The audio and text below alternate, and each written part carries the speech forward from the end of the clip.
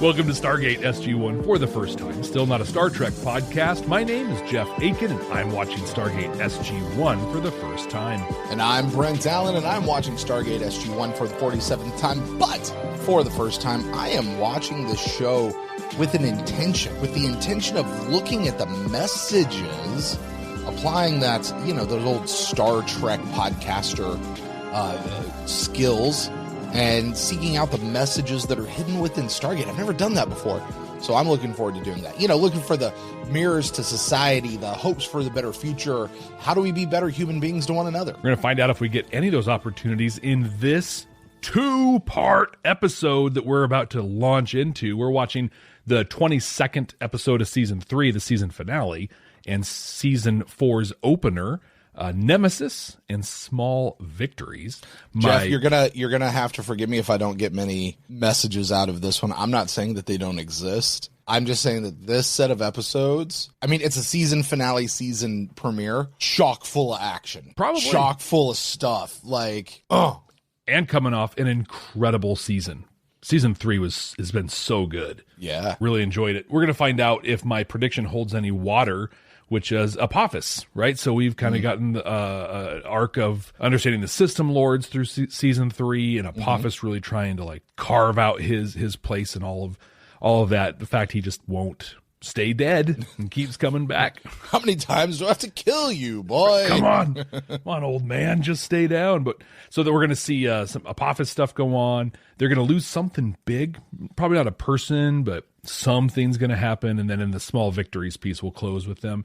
I believe you said the thing they're going to lose was the SGC. I think it's going to be something with the SGC that happens, some sort of damage or something. Maybe this is where Buck Rogers moves from the Earth base to the starship that's going across the way. All right. Gets that upgrade to everything. Speaking of upgrades, do we get any? Is there any cool stuff in these episodes that I should know about? Well, there are a few things. A lot of times I can't give you too much because of, spoilers, but here's a few things. Episode 22, season 3, Nemesis, air date March 10th, 2000. Jeff, that should stand out to you. Yeah, it's my mom's birthday. Not for that reason, but happy birthday to Jeff's mom. This episode aired in America, unless the notes are wrong, and they could be, just 2 days after Crystal Skull. Very weird. Yeah, very weird. You don't often see that. Now, Small Victories wouldn't come on until June 30th, so they definitely take a bit of a break here between the two, although it's not that long of a break, but still, they take a couple months off.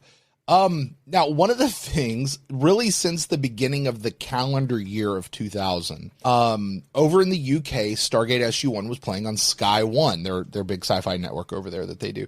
They would actually get it 2 days before us here in America, which, being Americans, and this is an American TV show, we can't be having that happen. Heck no. Oh, no, America. So, actually, while we got to watch Small Victories on June 30th, our friends over watching on Sky One had to wait all the way to September. So that's right. Putting them in their place once again, just right where they should be. That the Boston Tea Party hasn't ended yet at this point. We're still finding those opportunities. Absolutely. Yeah. Absolutely. Just to stick it to them one more time. Take that, King George. No taxation or sci-fi without representation. And you don't get it before we do. Anyway, now both episodes here are written and directed by the same duo. It's Robert C. Cooper, well-known name at this point, and Martin Wood. Now, Jeff, I have been telling you about Martin Wood. I've promised there's this coming running gag that he starts. I'm 90% sure it starts in this set of episodes. Okay. So just be on the lookout for it. It's him with this big A wrench. And, tongue in cheek, his character's name is Major Wood. So great. It's typically him and Sergeant Seiler together. So like I said, keep an eye out. We'll take a look for it.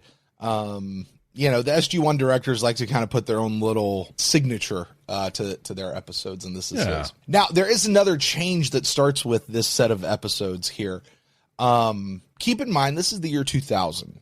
Now, Jeff, what's happening? Reach back in the recesses of your mind. What's happening in the world of television, particularly with how they're shooting and filming episodes of TV at this time? Do you know? Do you remember? Is this when HD was starting to be a thing? Starting to. People are starting to go from film to actually digital recordings.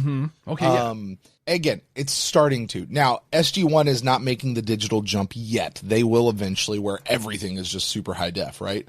However, they are moving from shooting on 16 millimeter film to 35 millimeter film. And for whatever reason, if I understand the way it works, 35 millimeter film does allow for better HD. Yeah. Like if you go back and scan it and digitize it, 35 millimeter gives you like such better clarity and quality. So, you know, I'm kind of expecting, I didn't know that happened in this episode. I'm kind of expecting to notice a jump in viewing pleasure as we go into these 2 episodes.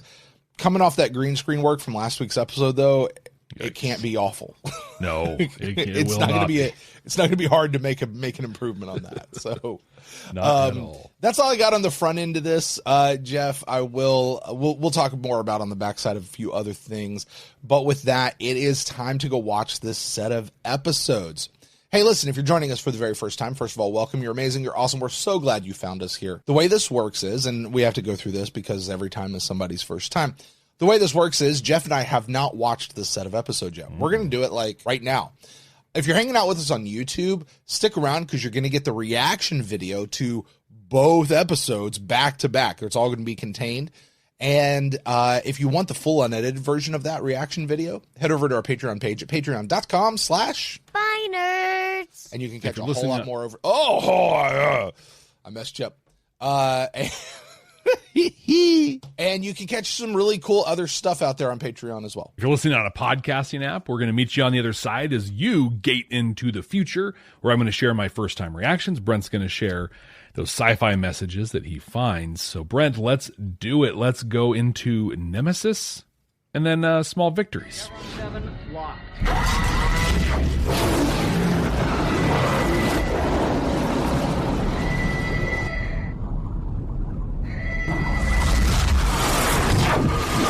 How you doing? Good. Did you get your haircut? Yeah. Why? All of them. No I reason. expected that from Jack. One of those. Can I see your scar? I do that all the time. No. Fraser says it'll be about a week before you get out of here. And it was funny. I mean, after everything we've been through these past few years, and of all things, it's my appendix that lays me out. But it's not going to be a week. I mean, I feel fine now. Want to go fishing? Actually. Fun fact. Yeah. Michael Shanks actually had appendicitis, and they wrote it into the script. And he's gone for it took him like a week to go through the whole process so he could start filming again. That's so perfect. This is the why he's out of so much of the episode. Love it. That's so great. Listen. Why make up something? Yeah. You know what I mean? Just put it in. It's fine. Here's the thing. Yep. No, I think maybe I will stay here for 2 or 3 days. That's a good idea. I had my appendix out when I was 10. I still have mine. Really? When I had the old days where basically cut you in half to take them out. I have this pretty gnarly scar. Ryder! Sir, hi. She's a welder. How's Daniel? Oh, he's going to be Why fine. not? What are you It's doing? very science-y. I'm getting ready to do a detailed analysis of the decay rate of naquita within the reactor. Ah! He gave I'm her on a second. vacation. That was good. Yeah. Yes, sir. So are you. I know. Daniel's recouping. Teal'c's off visiting his kids somewhere. Personally, I have a date with a little lake in Minnesota where the bass grow that big. Why isn't he visiting Lady? Why isn't he going to see her? Yes. Because we forgot about her. What I'm describing here, I already forgot her name. involves a very special element. This is fun to me, sir. Well, if playing with your little reactor sounds better than exploring the lakes and natural beauty of northern Minnesota, there's not much I can do. Was that an invitation, sir? Nothing wrong with that, is there? A couple of co-workers, friends, if you will, fishing. It'd be fun. Now, if something goes down, this is earned, and this will be okay at this point. Really. Like, Sounds great. won't be an out of nowhere thing or him taking advantage of No sweat. somebody. That's so See you in a awkward. week. And by all means, have fun. She's like, that sounds fun. Also, I have this really cool reactor right here. I'm going to do the Star Trek thing of doing my nerd work while I'm on vacation. Oh, look. Oh. Are you okay? Have a good time. Oh. Oh, come on, Sam. Loofahs. Ja, sure, je bet je snookums. Mosquitoes. Asgard? That's how the Asgard brought him up before, right? Is this Asgard? Yeah. You gotta quit doing that. Or? I love that he's comfortable enough to be like, okay. Right. Hello. Hey, God of Thunder. Hello. Mm-hmm. Beam him up. Nobody's there to greet him. Who is he, Captain Lockley? That'd freak out. Robotic bugs is what they're called. Oh, right over the shoulder. Oh, no. Dude, and they sound horrible. Dude, the score is really good here. We had great sound engineering last week, and same on this one. The layering, the sound, and the music. I appreciate stuff like that. I appreciate that you notice stuff like that. Yeah. I'm pretty sure it was the Asgard transportation technology. Projects, that's all. AT&T. Depends on what they want this time, Asgard transportation and technology. True. You know, at this point, he's just thinking, well, God, there goes my fishing trip. Oh, no, the store's sick. You all right? I am dying. Oh, crap. What happened? It is, as you humans say, a long story. The information you will need is contained within the stones. It's almost like Klingons and Tribbles, where you're like, really? Those are your mortal enemies? I literally was just writing these things equal. For what? Tribbles. Sure. Oh, shoot. Wow. So Thor is voiced. Hold on. So Thor is voiced by Michael Shanks. Mm-hmm. Does that count as a Daniel death? Michael Shanks died on screen. I'm just saying. Yeah. It counts. I'm counting it. That's our litmus test. Absolutely counting it. It's Totally Michael count. Shanks with a death scene. It was him. We counted Machello, didn't we? Yeah. Yeah, so we counted. Because that was our thing was Michael Shanks dying on screen. Yeah. Thanks for you. In the event that I am dead, Or at least seemingly I'm dying able on to screen. pass on the necessary information. Under my command, the listener was called into battle against an enemy we have named Replicators. During the battle, this ship became infested by the technology. The Replicators accessed the computer, which contained information about your planet, and plotted a course here. The crew was transported off the ship. I destroyed the outbound transporter technology to prevent the Replicators from escaping. Which means Jack can't get off. In the hopes of stopping the Listener from reaching Earth. And all the Asgard If you are on watching Earth this recording, then I have failed. from this ship. And I have also likely doomed you to certain death. Sorry about that. Hello? Hello? Testing. Oh, look at this fancy holographic communication. Sir, what's going on? Well, I need a SPAS 12, a BF 8, 10 pounds PBX, and a USAS at the base of the Stargate in, 5 minutes? That's a lot of explosives, sir. May I ask why? I had no idea what all that stuff was. Basically, Thor's ship has been overrun by a bunch of nasty techno bugs. Were the Asgard not able to defeat them? Guess not. Thor says this would not be a good thing. What are you going to do? Destroy Kill the bugs. ship. Okay. So can you transport us up? I could, but I'm not going to. For What is your reasons. reasoning, Williams? Anybody who comes up is not getting down. I came to get down. I came to get Sir, down. if you can't get off the ship. Yeah, I Jump know. up your feet. Yep. Look, my What happens time's when your almost up series here. lead Have the wants a stuff break? ready in 10 minutes. Wish me luck, Colonel, Major. It's an order and it's fine. This is brilliant, though. Season finale. Make Good it luck, like, Jack. there's no way he's getting out of this. Thank you, sir. They just killed Thor, so why wouldn't they kill Jack? But there's also so you don't know if he's coming back for the next season. But there's also how does our guy get out of it? Mm-hmm. Like, Yeah. Like, if you're on the DVD cover, you almost never die, right? Unless you're Daniel Jackson. And then you do many, many times. Right. But then how do you come back? Like, that's the question, I think, for so many of these. I think a lot of the time, but I think when you do it in a place like this, chronologically in the series, because normally it happens. What was the one? Solitudes back in season 1, where it was like, hey, this is interesting and stuff. Also, they're 100% gonna get out of this. Yeah. Like, he's not really in danger because this is a season finale. Yeah. Tell that to Terry Farrell. Yeah. Denise Crosby. Now, she asked to be let out of her contract. Yeah, so which is whatever. fine. I'm so glad that she's not worked out well for everyone. Major, to your knowledge, if Keep Colonel O'Neill is fussing with myself. unsuccessful, can the Asgard ship be destroyed by a surface-to-air strike. Sir, the Asgard ships have sophisticated cloaking devices. We've been looking for it in orbit since Colonel O'Neill disappeared. Still nothing. So if we can't see it, we can't target it. That's right, General. And even if you could target it, your weapons are nothing. Yeah. Tink, tink, tink.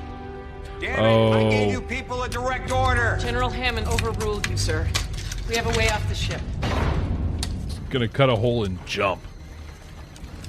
I like that he gave an order and Hammond overruled it. Yeah, it wasn't just them saying, well, we had to come here to help you. They're like, still followed the chain of command. Yeah.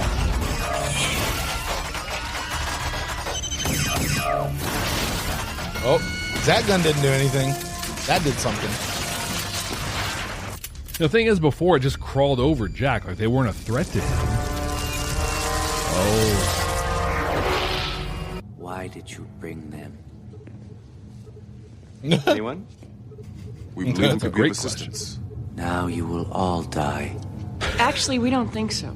There's a shuttle prepping on the launch pad. If we can transmit the coordinates to NASA, they can be here within a matter of hours. And the replicators can get on board. In case an EVA is reported. All Asgard ships are equipped with internal dampening fields that activate in the event of an explosion. Your PBX ain't gonna do nothing. Well, how exactly did you expect us to destroy the ship? Self-destruct? A fast, simple method. I would have destroyed the ship myself before endangering your lives. In other words, The technical specifications of the Beliskner were contained within the recordings I made for you. Oh, I haven't had time to watch all the stones. What? Stick those on there. It's like a laser disc. Right? Beliskner, powered by 4 neutrino ion generators. In your Earth units of measurement, each engine outputs a maximum of 1 billion. Yeah, my eyes glossed over right about. That's a serious engine. I was just gonna say, do you hear that?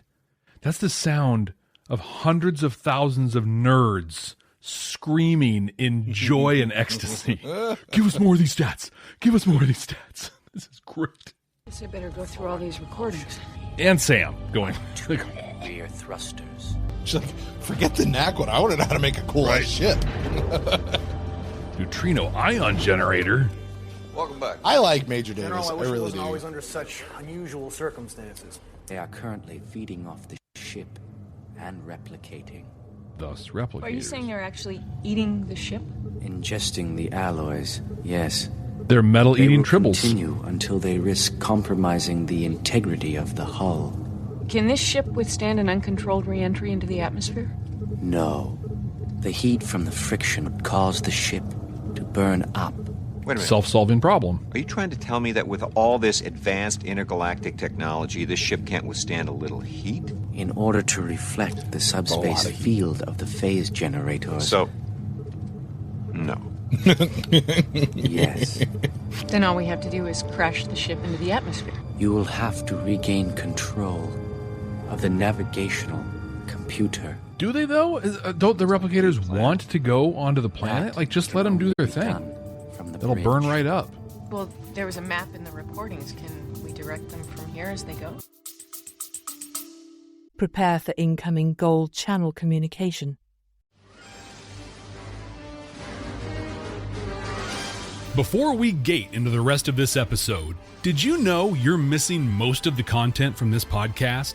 Stargate SG-1 for the first time has an active and exciting Patreon that you can join right now by clicking the link in the show notes. Not only will you get access to the full, unedited podcast and reaction videos, you'll also be able to join a growing, vibrant, maybe even an intergalactic community.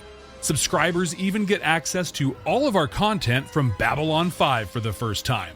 Don't miss out on this content and the amazing people. Just click the link in the show notes. Tilk thinks you should do it right now. Indeed. Yes. Well, but it's got to be an uncontrolled entry. If they're For it to burn controlling the entry, heat shields and all that, they got to go uncontrolled. Kind of tumble into the... We brought medical supplies, and I have medical field training. You cannot help me. Seems pretty arrogant there, Thor. Right. You are talking to Sam Carter. You there yet? The door up ahead on your left leads to the bridge. I almost wish Jack was wearing cargo shorts. It sounds like there are replicators inside. Yeah, they kind of ate most everything. That's definitely a pleasant sound. Get that. It's very soothing. You get the replicators and the Daleks in one room, and it's going to sound awesome. Well, throw the Borg in. Even better. Okay. Right? New plan. All three different shapes. Nothing's been He's damaged. in a pod. Good. Thor's not doing well. He says that pod could put him into a deep stasis that would preserve his life. So do it. He won't let me. What's he going to do? Cry on you? He's not going to stop you. Hey, right? I understand you're not being a particularly cooperative patient. As long as I am conscious, I still may be of some assistance. Yeah, however, if you're dead... As I have said, if you do succeed in destroying the ship, we will all die. There's the shuttle. Thor, remember we had Carter the has said, shuttle thing? We might have a way off this ship. Sir, the bugs blow are going up to the land the thing. ship themselves eventually. The BF-8 might just be enough firepower to blow the deceleration drive. Might. If we blow it at the right time, we can alter the entry path. The ship would then accelerate out of control and burn up in Earth's atmosphere. What needs to be done, Problem solved. then, is to place this explosive outside of this vessel. Someone's going to have to go out there. How long can you hold your breath, Tilk? Of course they are. Jeff, we're getting a spacewalk. I'm just saying. Like, here we go. As a sci-fi nerd, I love this episode, man. Yeah, I love it gets no everything better. about this episode. I got robot bugs. I got transporter technology. I got aliens talking to me. You got quadrants being misused. The Russians have gone on alert as a response. The moment the Asgard ship attempts to land, the president... DEFCON 3 the rest of the Russians? world know what we know. And then? We hit it with everything we've got. SG-1 is on that ship. Yeah, they're dead. I have as much confidence in SG-1 as you, Dr. Jackson, but they left over an hour ago. Had no communication since. And we have no idea what kind of a time frame we're dealing with here. Let's give them a reasonable chance, Major. So this is a new thing that I think I heard. The Russians know what's going on and are preparing a response. Didn't we talk about before how like international communication about this kind of stuff and how America was kind of keeping mum the word? Did he say that the Russians know? So the Russians are preparing a response. Because they detected something in space. Just something? Is that hold what on, it was? Hold on. Let's run this back because I want to know what they said. Yeah. The Russians have gone on alert as a response. The moment the Asgard ship attempts to land, the president has decided to let the rest of the world know what That's we all know. it is. Weird. We've gone to DEFCON 3 and Russia has responded to us going to DEFCON 3. Oh, okay. That makes sense. That makes sense. That's the limit of and then the president has decided as soon as the Asgard hits the atmosphere, then we're gonna have to tell everybody because sorry guys. Yeah. We've known about this for a while. Sorry we didn't tell you. My symbiote protects me from exposure to radiation for a prolonged period of time. We learned that last week. Okay, you go. That's good. Don't argue it. That's factually true. That's what it is. I mean, you can be the good leader and want to be the guy to go, but there's a really good reason that Tilk should be the guy. Yeah. Or be a good leader and play to strengths. It looks like the top button. Not be the cowboy hero. Although I ain't gonna lie, I would kind of want to do a spacewalk. Yeah, totally. Like, I hope he has magnetic boots. I always love. They always put lights inside the helmet. Indeed. Like, got an Indeed. Nice, good catch. Hanging on tight out there. It's been a while since we've had an Indeed. It's been too long. Let's do it. Something. One small step for Jafar. Very nice. Tilk's got jokes. Tilk has jokes. Oh, do the replicators eat the connectors? Carter? Yes, sir. I'm working on it. That's some strategy right there. Yeah. That 6-hour air supply is going to become a thing all of a sudden. Well, Daniel's skill at being able to read that console and decipher languages really fast would come in handy right about now. Yeah, you'd think. Just put stuff around. Uh-oh. Oh, God. Are they going out to the attic? This tank just blew! Carter! Sir, I'm trying to use the transporter to beam him inside, but it's not working. The transporter array on that side of the ship must have been knocked out by the bugs. I think we We still can call still it do beaming. this. But Teal'c's gonna have to push off. Oh. What? The other transporter arrays could pick him up, but only if he's far enough away from the ship. True leap of faith. Teal'c, we're gonna try to beam you aboard, but you have to push off from the ship first. You read? You have to push off. You push off, O'Neill. Push off. It's a beauty way to go. Push off.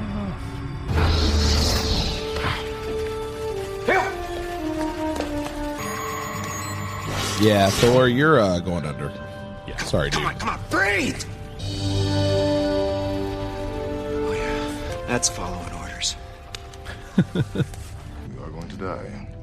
Come on, Teal'c, lighten up. Been in these situations before. No, sir, we haven't. We haven't? Yeah. We're in a super powerful spaceship that we're completely out of control of and have no idea what we're doing, and there's no power. Its descent. Have never done this before. Have you noted the name of the ship, Jeff? Blasquith or something. The Beliskner. Beliskner. That's a cool name, man. That's a great band name. That's a great like gamer tag ID. It's like a Swedish metal band. Beliskner. Objects on a controlled entry. Projected landing on the west coast of the United States, sir. Of course, this could also be a sign they've already lost the battle. I'm sorry, Mr. Armin Nukes. Russia's not going to respond well. The atmosphere intact. We have no choice but to assume SG-1 failed. We must destroy it by whatever means necessary. Oh, just take the whole Stargate. Why not? Get out of there, right? There's your ticket away. You got the DHD. They're going to use it to escape. Like you did from the Apophis mothership. It could work. It will work. They'll gate to another planet and then home. You had a DHD, they don't. Even disconnected, there should be enough power to dial out once. That's new information, Jeff. Yep. I think it has a charge of its own. This is Hammond. I want the beta gate unpacked from storage immediately. Good thing we had that thing laying around. We're probably losing this gate. This is the big important thing they're going to lose. I was wrong about Apophis, but might be right about that. It's like a rotary phone way of dialing the Stargate. It doesn't seem like the ring's really that hard to move. Like, it must be on ball bearings or something. We got bugs. I'm just saying, one shot per bug, like, that's gonna go quick, man. Got a lot of bugs. Right? You better hope those replicators don't go with you. You ever shot a shotgun before? I have. Yeah, like, that's no joke what he's pulling right there. Yeah. Jeez, Jack. Yeah. Holy crap, dude. Took a little heads down would have helped. Right? This is where you need those rifles that actually have like full on just buckshot. Just so it spreads and yeah, they're holding their own, but that is never ending. They've been breeding this whole time. Replicating, Jack. Do it, Jack. Come on. Go through the gate. Fireball headed for the Pacific Ocean 400 miles off the coast of California. Yeah, it's probably fine. Aim it at the garbage island. Maybe solve a couple problems at once. Nobody else will see it. Don't worry. Yeah. Nobody pays any attention to the coast of California. Teams are moving in to deal with any wreckage. You know what I think of when I see that blasting into the water? I'm sure you were right, Dr. I hope that's not hitting coral reef. Stargate. Had to be the same. Yeah. Or any habitat, underwater habitats that are, like complex ecosystem down there. Yeah. Oh, no. Mission accomplished for the replicators.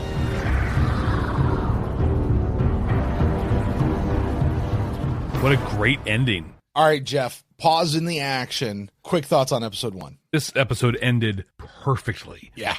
We don't know what it is. Well, they could be dead, all blowed up, the Stargate's gone, and we know the replicators are on Earth. Now they're in the middle of the ocean, but they're on Earth. I don't think that matters. I don't think they care where they were at. So, they went out into space. I don't think the ocean is going to stop them from getting to where they need to go. I don't know, man. Poseidon's pretty raucous when it comes to stuff. Is he? Is Poseidon a Gould? And maybe he's fine with replicators.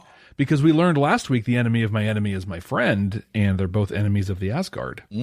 Could be, maybe. No, this is a lot of fun. I think like my one thought I'll hit here in the halfway point is just my note here. Raw materials and metal equal breeding. If they hit replicating. There's replicating. I make it so dirty. They don't breed, just replicate. They just replicate. That's all we do. But so raw materials, metal equal replicating. Hitting Earth equals tons of materials. So basically, they're metal-eating tribbles. Yeah. So pretty much. This is and much more nefarious than the tribbles as well. Yeah, heavy stuff. Yeah. My quick update on messages and stuff.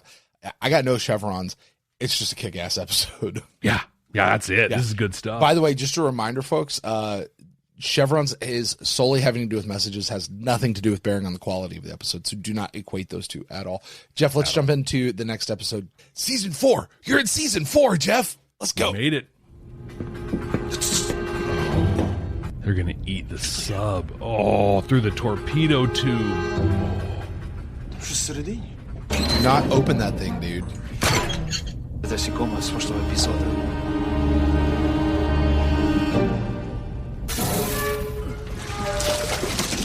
Yeah, it means it's open on the other side, or was opened on the other side. Not good.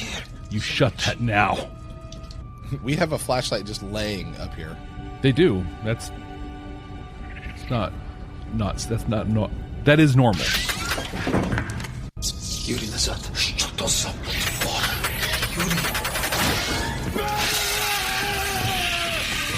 That was well done. Like his reaction to it and everything, that was good.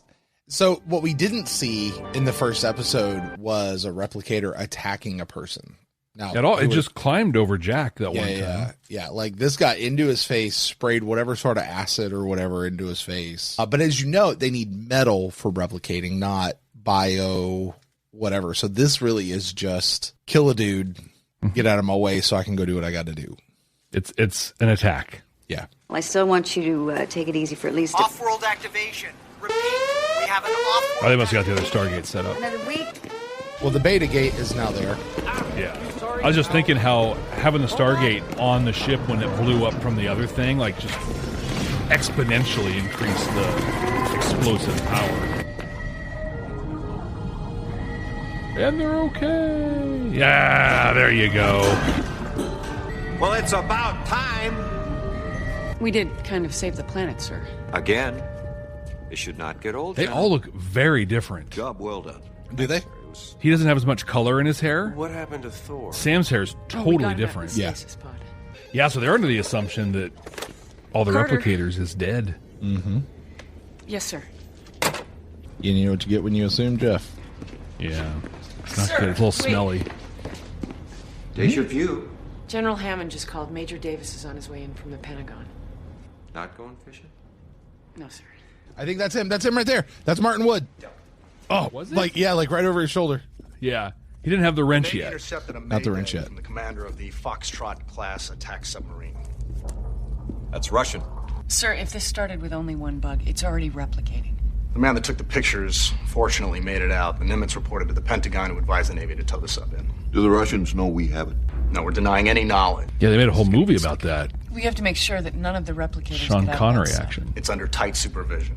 Is there any other way we can neutralize these things? Maybe some alien technologies you've come across? The replicators are impervious to Goa'uld technology. They are, however, susceptible to human projectile weaponry. Guns. If there are still a small enough number of the replicators on board, a properly equipped team could possibly Save the world. hold for you, sir. Once again. Unauthorized gate activation. We have no teams currently off-world. If it's unauthorized and there's nothing off world, just leave the iris closed. Isn't that the point? I was going to say, iris should automatically be closed. Just whoosh. Thank you. Door's closing. I'm trying, sir. It's not responding. Oh. That's Thor. His little pod survived. Good for him for recognizing him. Yeah. Stand down. Thor, buddy. Greetings, O'Neill. Maybe you could help us out? I cannot. Why? I have come by Stargate because there are no ships to spare. My homeworld is being threatened by the full-on attack. I have come here to seek your help. Hey, Your projectile weapons proved effective in fatally damaging the replicators. You have demonstrated their weakness may be found through a less sophisticated Thus approach. you. Wait a minute, you're actually saying that you need someone You may have come to the right place. Of course, Jack's going to embrace the Laura, dumbness. with all due respect to your situation, we need SG-1 here. I could go, sir. I don't know, Carter. You may not be dumb enough. Permission granted. We must leave immediately. Really? Would you grant that permission? I don't know that to send Sam Carter of all people. This is kind of a throwback to was it There for But the Grace of God, where Daniel went into the alternate universe? Mm-hmm. It's almost a throwback to that, where he's like, hey, so my Earth is in a lot of trouble and you're about to die, but you should divert all of your efforts from saving your people to saving my people. Yeah. This is kind of similar, where Thor's like, hey, yeah, so you got a replicator here. That sucks. That's awful. Mm-hmm. Also, I need your help here. Yeah. And they're giving it. So, I mean, on one hand, yeah, it's stupid to let Sam go. On the other hand, well, in a cosmic way, it balances. Mm-hmm. Where are we going exactly? 5 Asgard ships are currently engaging 3 ships controlled by the replicators, which are on their way here. We are going to join the battle, and with your help... So they have to fight their own ships, essentially. Okay. And guns like that on a boat like that is horrifying. Like those corridors, anywhere you move, are just so tiny. You're off by anything, and those bullets are going to ricochet so much. Music, sound effects, really building up the tension. This is great. Turns out they know how to make an episode of TV. Right. Really, really well. They're a different color. Some sort of camouflage? Different quality of material or something like that. Something in it. We're moving on. It's going to create like an offshoot breed of replicator.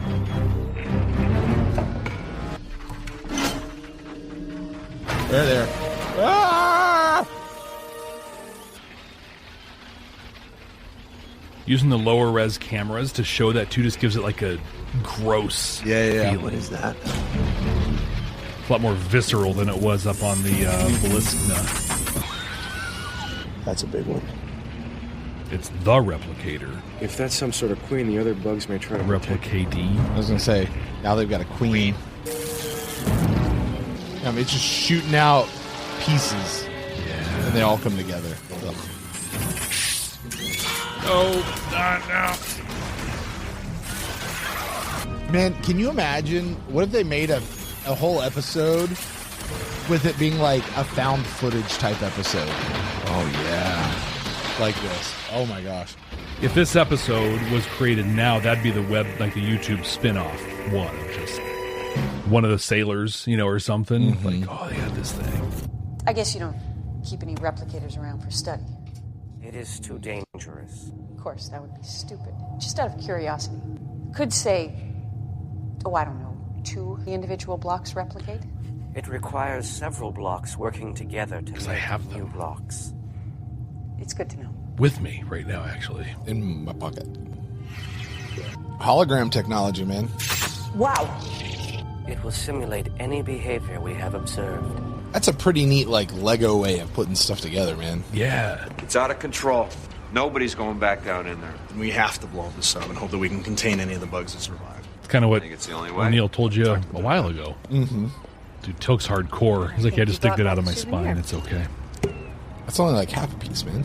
Where's the rest of it? Stuck in Tilk. He's going to become the proto-Goa'uld replicator. We have lost contact with the rest of the Asgard ships engaging All the of them? replicators. Well, could it be a communication problem? Yeah. Problem is No. they're replicators now. The Asgard ships are not being detected. So what are those? The replicators. We're too late. The bugs use whatever raw materials are around them to replicate, right? And these ones are eating the Russian submarine, which means they're basically made of steel or whatever the sub is made of. That is why they are a different color. And it may also explain why they haven't tried to get off the sub yet. Yeah, no food. They can't.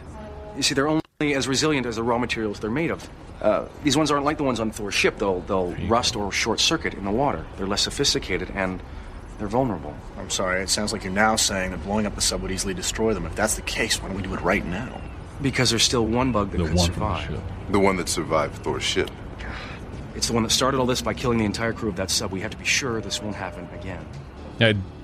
Small charge on the upper level, draw them away from It is confirmed that Dallas was the same boat from Hunt for Red October. It was. Now's our shot. Sub's diesel engines just started.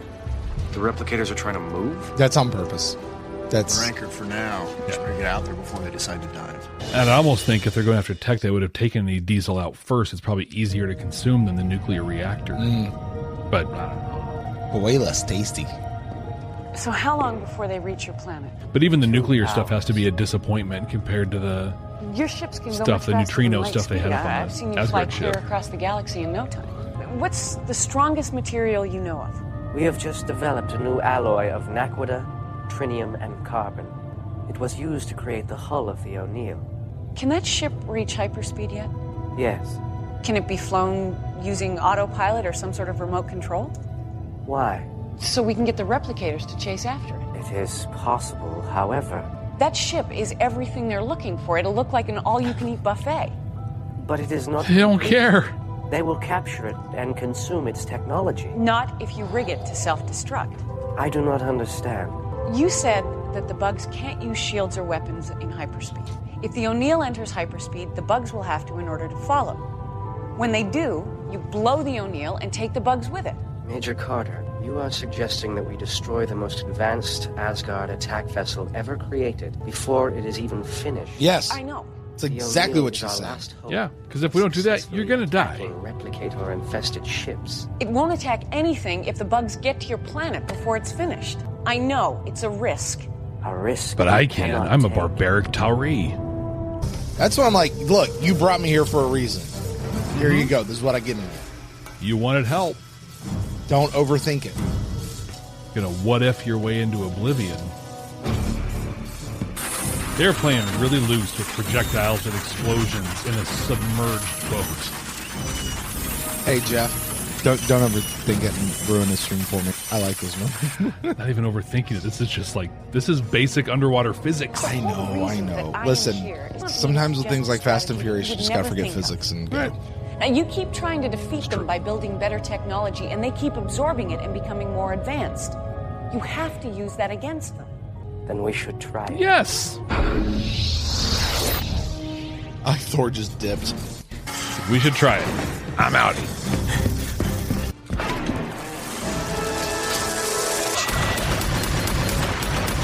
Jack's like, I have had it with these mother bugs on this mother sub. Oh, there's no way that's getting edited out. We are not getting out of here.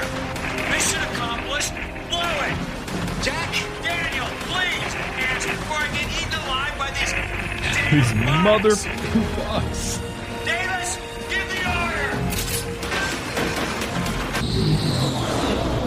order. Quick correction. Looked it up. Foxtrot class submarine was diesel electric, not a nuclear boat. And shockingly, they had them in service until 2014. It's nuts to have a diesel boat out there that long, especially for Russians. Look at this, Thor. It's all going to go down the way Sam said. Mm-hmm. Maybe O'Neill's not the only awesome human you've got working for you. It worked.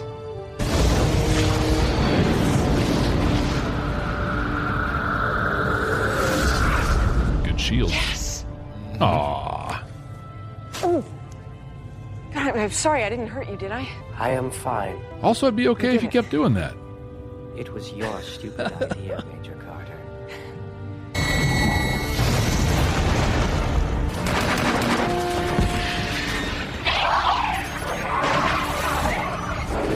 Oh, perfect timing. They're okay.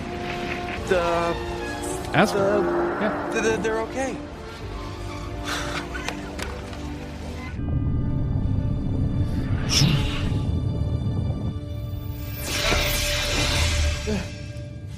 Now, that's timing. Came as soon as we could, sir.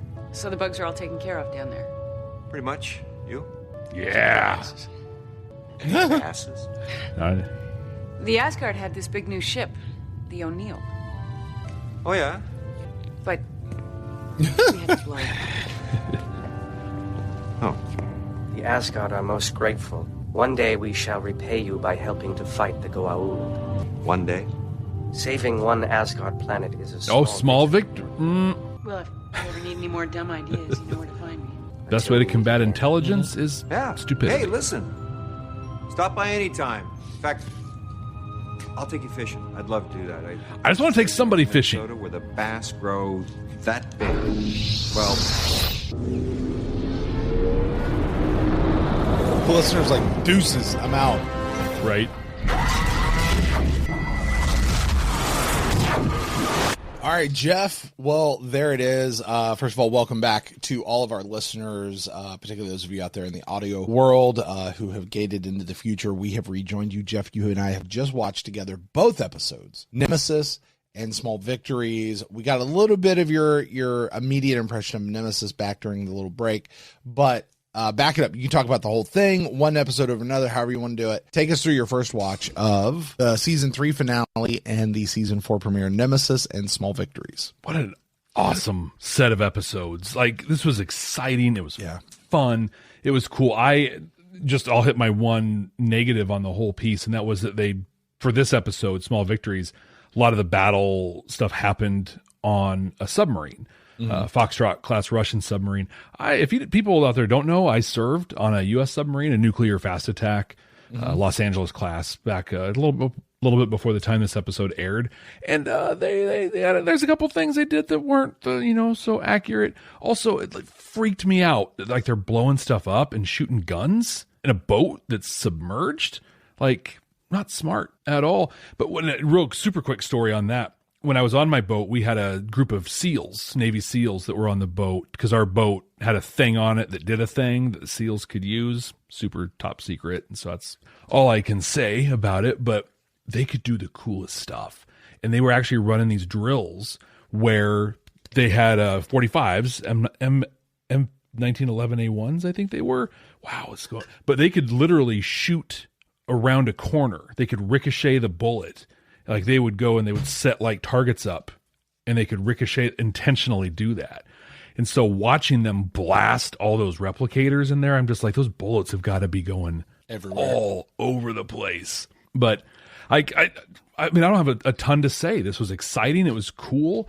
I love that this big galactic threat the Asgard have that are more of a threat than the Goa'uld were bugs. Yeah. Right. Like, you imagine like the Borg, or just the krill, like just this huge, scary sort of a thing. And it's like, they're scary, but like they're bugs. Yeah. And like I'd said in the in-between piece, they're basically tribbles with intelligence and nefarious means. I did find it interesting that these episodes were kind of the anti-Star Trek. Near the end, when Sam and Thor are working on a strategy to take him out, Thor keeps talking about how they're so intelligent. They adapt, they learn, they, are always trying to better themselves and stuff like that. And I thought to myself, this was Star Trek, especially the Next Generation. Picard would be like, hey, they're a threat, but they could be sentient, and we have to learn to understand them. Right. Whereas here, they're just like, yeah, kill them, blow them up. Like, who cares? Let's just do it. These two episodes, to me, were proto material for the Mass Effect series. Now, again. Now, for you now, in this moment as we're recording this is all spoiler material that will mean nothing to you. Okay. But by the time this airs, you're going to totally know what I'm talking about. But the relationship between the Asgard and the Replicators is the same as the Quarians and the Geth. And in Mass Effect 1, that relationship is pivotal to the entire plot that then shows up again in Mass Effect 3. But just that idea of an artificial life becoming its own force, as it were, and then coming back on the creators in there. It was a really well done story that translated really well into Mass Effect. And then the other piece was, I was so blown away at the psychological impact of the way the replicators work. Is they go onto the ship, they kill all the people on the ship, they consume the power, and they basically take over the ship. So you're not fighting these replicator vessels. You're fighting your vessels with your people on them. And there's got to be that psychological aspect. Hey, I served on that ship before, and now I'm firing on it or whatever. We experienced that in Babylon 5 in the Earth Civil War, where that actually came up. People who served under other captains and stuff now having to fight each other, and the impact that had. But in Mass Effect 3, that's a real theme on how the Reapers work. like they have themselves, but their ground troops are like they went and captured your buddies, and now you have to go fight the Reaper versions of your buddies. So super cool to see all of that play out here before it was ever a video game. I love that you see Mass Effect in like everything. Well, the thing is, and they haven't hidden this at all, but Mass Effect is a direct ripoff of tons of sci-fi. Yeah. It's how they wanted to make it, and they make no bones about it. Yeah. Actually, I like that idea. I really do. Just take all the cool stuff. Pull as much homage as you can into it, get the best of it all and stick it together and make something good out of it. Yeah. So this was a lot of fun. Really dug these. A great cap to a great season and really opening stuff up well for season 4. We get to update our tracking board. We do. Indeed, we do. We got an indeed.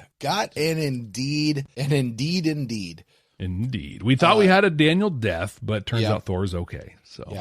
So, all right, Jeff, this cannot be right. I've only got us up to 4 indeeds. There's no way that's right. Did we lose some somewhere along the way? There's no way that's right. But it also could be right. Like I'm thinking about it, and I think I've had more missed opportunities for indeeds. Yeah. Than actual indeeds at this point. That might be true.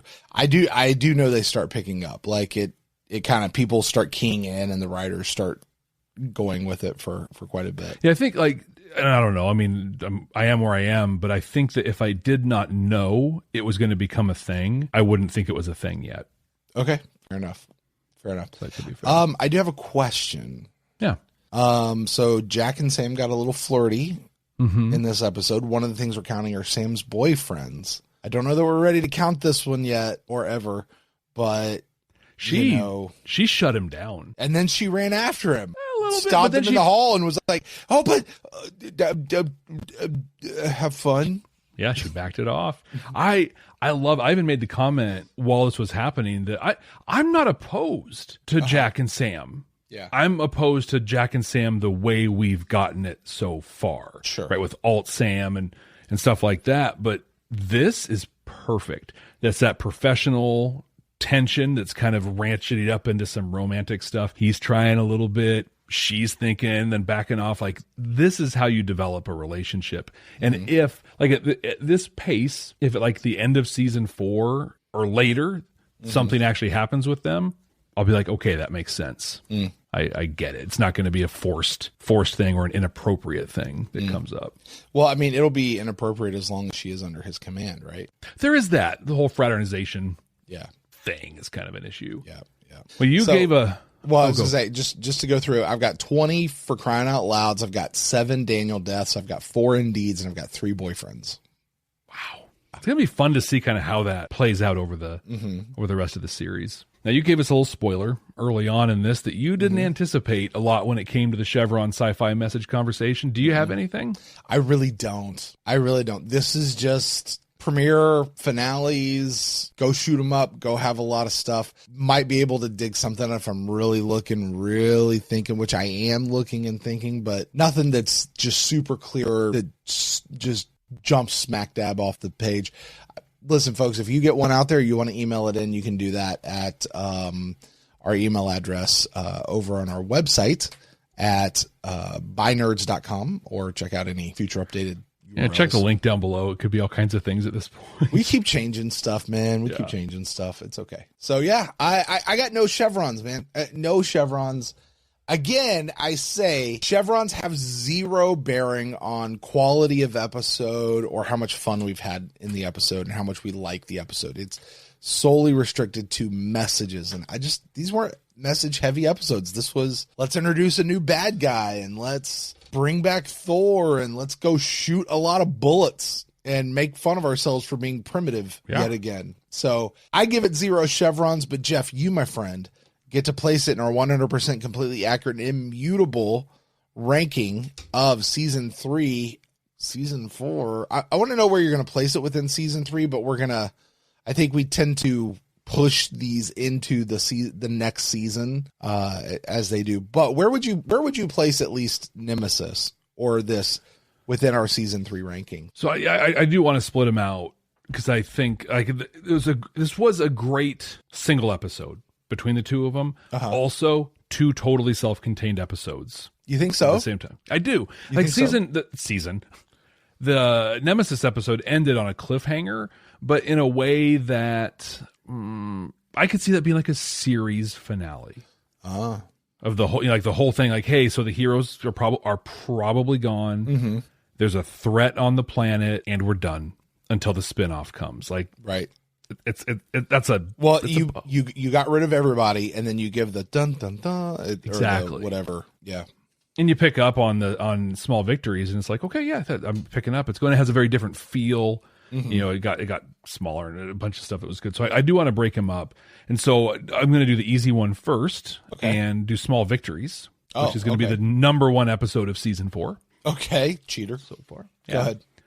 And so I'm looking at season 3, and it's hard because this doesn't fit in. Like when I look at season 3, we have these big, like Sharay, Aminette, Apophis sort of things. We've got the Tolan stuff going on, and stuff with the token, like this big heavy stuff. That's the lore we've been following. This is brand new stuff, and it has a very different feel. In fact, following the Mass Effect allegory or metaphor, this is the feeling of Mass Effect Andromeda compared to the original trilogy. I'm like, what is Jardan, and why are we dealing with robots all of a sudden? Like, what's that? But it's also great. So I look at this and I'm like, oh my God, where would it fit in season 3? And as I'm saying this, I'm making a real case to actually just rate them together in season 4. So I'm going to keep that asterisk and let you possibly talk me into that based on where I rank this.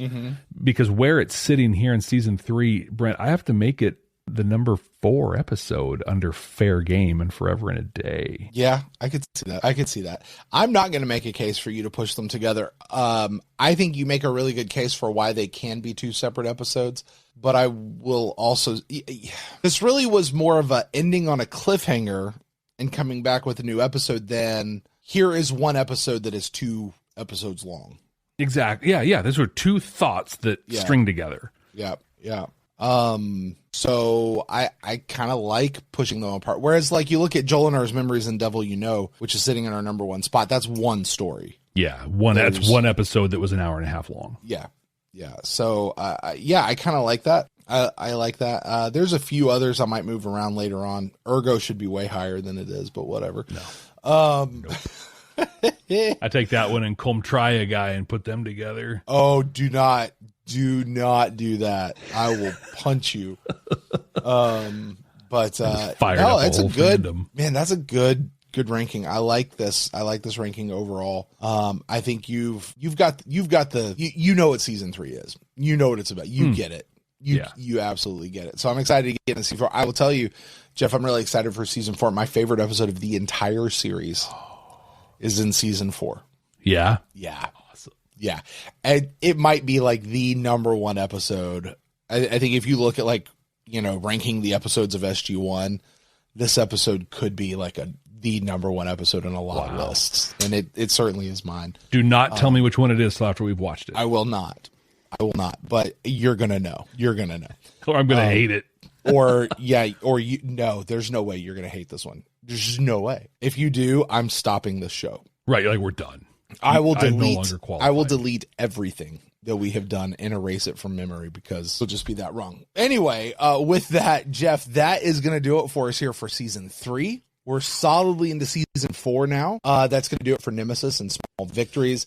Next time, Jeff, I'm going to give you one hint. Okay. All right, I'm going to give you the title, and I'm going to give you a hint, and I want you to tell me what it is all about. You're never going to catch it from the hint, but that's okay. All right, the name of the episode is The Other Side. This episode has a phenomenal Trek crossover guest appearance. Oh, well, that totally gives it away. Absolutely. Go for it. You're going to love it. And as soon as you hear whatever, you're just going, bam. They've been great Trek crossovers so far. We've had Quark and Jellicoe and 1,000% you do not expect this one coming. Okay, cool. Other Side makes me think of The Doors, right? Yeah. Break on through. But I also think that's we've already done alt stuff or whatever. Although we have Mirror Tilk going with his little soul patch, could remind us it's the year 2000. I'm going to guess that another episode Monster of the Week, Planet of the Week episode, and they're going to have to like play a subterfuge kind of game and make it like they're playing the other side, double agent kind of a thing. So hitting, warring groups on this other planet, and oh yeah, we're totally buddies with you, but they're really not. They're playing for the other side. Right. Well, we'll see what happens next time here on Stargate SG-1. You are a good guesser, Jeff. Oh, thank you. You're a good guesser. Hey, listen, guys, thanks so much for joining us. Big double episode, longer than normal. Thank you guys so much. Don't forget to subscribe to the show wherever you get the show, whether it's on YouTube, audio podcast, whatever. If you need a link to where to go, just go over to our website. Link in the description below. You can catch links to whatever platform you like to listen to us on. Also, wherever you are, please be sure to leave us a rating, a review, leave a comment, something of that nature, hit a like button. And the number one thing you can do for us is share this show with somebody that you know who likes Star Trek or who, like my buddy Jeff over there, needs to get in love with this incredible series. So, I'm Brent. That's Jeff. We're going to get out of here. And until next time. Yeah, Jeff, what's up? Dude, this was an incredible set of episodes. Do you know what we should go do? What's that? I think we should go fishing. I know this lake. Dude, they have fish. They have fish this big. For crying out loud. Big.